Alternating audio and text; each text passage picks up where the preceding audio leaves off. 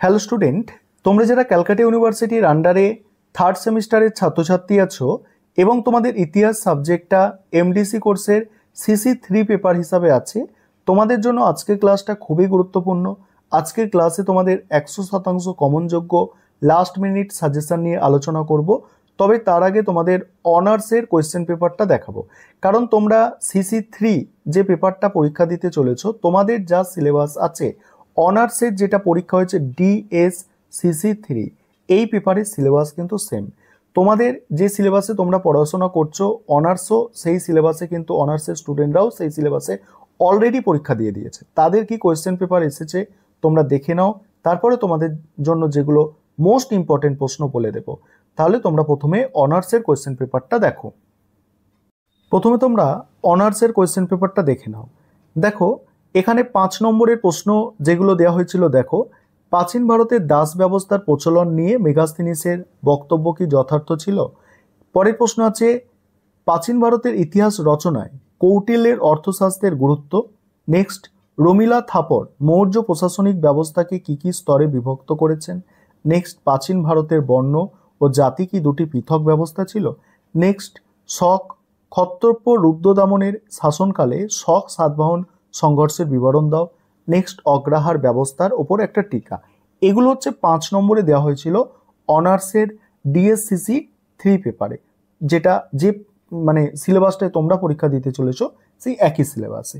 এবারে 20 নম্বরের যে প্রশ্নগুলো দেওয়া হয়েছিল, অশোকের ধর্ম সম্পর্কে দেওয়া হয়েছিল। তারপরে খ্রিস্টীয় প্রথম 3 শতকে রোম ভারত বাণিজ্য সম্পর্কের ওপর একটি নিবন্ধ লেখো, এটা দেওয়া হয়েছিল। তারপরে আছে সাম্রাজ্য বিজেতা হিসাবে সমুদ্রগুপ্তের কৃতিত্বের মূল্যায়ন করো, এটা দেওয়া হয়েছে।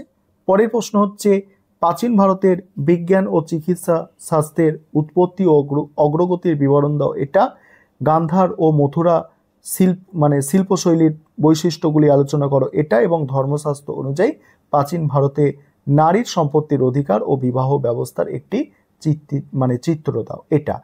এবার তোমাদের জন্য কোনগুলো ইম্পর্টেন্ট আছে ভালো করে তোমরা বুঝে নাও। এবারে তোমরা সম্পূর্ণ সাজেশনটা দেখে নাও, যেগুলো তোমাদের জন্য মোস্ট ইম্পর্টেন্ট প্রশ্ন সেগুলো বুঝে নাও। প্রথম প্রশ্ন, মৌর্য সাম্রাজ্যের পতনের কারণগুলি বিবৃত করো। মোস্ট ইম্পর্টেন্ট প্রশ্ন তোমাদের জন্য। পরের প্রশ্ন, কুষাণ সম্রাট কনিষ্কের রাজনৈতিক ও সাংস্কৃতিক কৃতিত্ব বিবরণ দাও। নেক্সট প্রশ্ন, প্রাচীন ভারতে শূদ্র এবং অস্পৃশ্যদের স্থান নির্ণয় করো। এই তিনটে প্রশ্ন, প্রথম তিনটে প্রশ্ন তোমাদের জন্য মোস্ট ইম্পর্টেন্ট প্রশ্ন, ঠিক আছে। পরের প্রশ্ন যেটা আছে 4 নম্বর প্রশ্ন তোমরা দেখতে পাচ্ছ, এই 4 নম্বর প্রশ্নটা তোমাদের তৈরি করার দরকার নেই, কারণ এই প্রশ্নটা কিন্তু অনার্সে DSCC3 পেপারে চলে এসেছে। পরের প্রশ্ন ভালো করে করবে, অজন্তা গুহা চিত্রের ওপর একটি টিকা ভালো করে করতে হবে।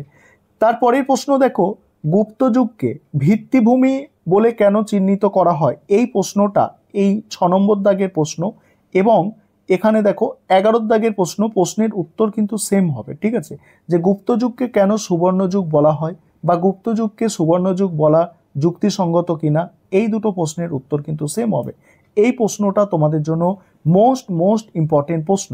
এবং অশোক দিয়ে প্রশ্ন এখানে পড়ে গিয়েছে, যেহেতু তোমাদের অশোক করার দরকার নেই, কারণ অনার্সে অশোক পড়ে গিয়েছে। তোমরা যদিও দেখে রাখতে পারো 10 নম্বরের জন্য দেখে রাখতে পারো, তবে অশোক কিন্তু আর 20 নম্বরে তোমাদের আসবে না পরীক্ষায়।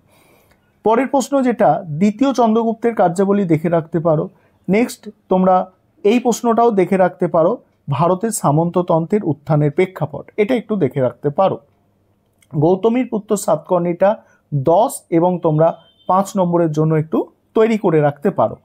এবারে তোমাদের এগুলো আমি বললাম কি, এগুলো 10 নম্বর এবং 20 নম্বরের জন্য বলে দিলাম। এবারে তোমরা 5 নম্বরের জন্য যে প্রশ্নগুলো তৈরি করবে একটু দেখে নাও। আরেকটা বিষয় তোমাদের বলার আছে এখানে, যে পরের সেমিস্টার অর্থাৎ 4th সেমিস্টারের আমাদের কিন্তু স্টাডি মেটেরিয়াল রেডি হয়ে গেছে। তোমরা যারা পরের সেমিস্টার অর্থাৎ 4th সেমিস্টারের স্টাডি মেটেরিয়াল পারচেস করতে চাইছো, নিচে যে নম্বর দেখতে পাচ্ছ এই নম্বরে যোগাযোগ করে পরবর্তী 4th সেমিস্টার অর্থাৎ হিস্ট্রি CC4 এবং CC5 দুটো পেপার পড়তে হবে, দুটো পেপারের স্টাডি মেটেরিয়াল পারচেস করে নিতে পারো। দেখো এবার 5 নম্বরের জন্য যে প্রশ্নগুলো তৈরি করতে হবে, প্রথম প্রশ্ন যেটা দেখতে পাচ্ছ, যে মেগাস্থেনিস নিয়ে এই প্রশ্নটা কিন্তু অনার্সে এসে গিয়েছিল 5 নম্বরে, এটা তোমাদের করার কোনো দরকার নেই। পরের প্রশ্ন যেটা দেখতে পাচ্ছ, মৌর্য প্রশাসনিক নিয়ন্ত্রণকে রমিলা থাপর কতগুলি ভাগে ভাগ করেছে। ঠিক আছে, পরের যে প্রশ্ন যে মৌর্য প্রশাসনের নিয়ন্ত্রণকে রমিলা থাপর কতগুলি ভাগে ভাগ করেছে, এই প্রশ্নটা তোমরা দেখবে, অর্থাৎ এই প্রশ্নটা কিন্তু তোমাদের করতে হবে। পরের প্রশ্ন মৌর্য কৃষি ব্যবস্থার ওপর টিকা, মৌর্য কৃষি ব্যবস্থার ওপর টিকা, এই প্রশ্নটা করতে হবে। তারপর হচ্ছে দেখো মৌর্যোত্তর যুগে উত্তর ভারতের নগরায়নের ওপর সংক্ষিপ্ত টিকা, উত্তর ভারতের নগরায়নের ওপর সংক্ষিপ্ত টিকা ভালো করে দেখবে।